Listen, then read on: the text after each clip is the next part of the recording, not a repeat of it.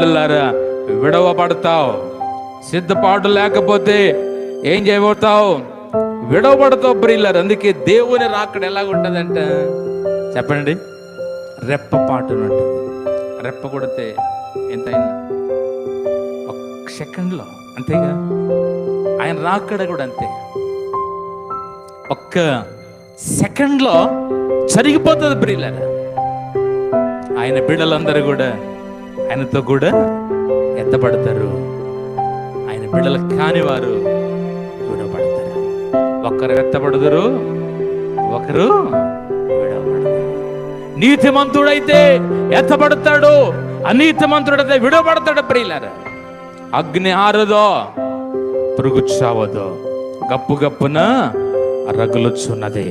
అందుకే 2 పేతురు రాసిన పత్రిక 3వ అధ్యాయం 10వ వచనంలో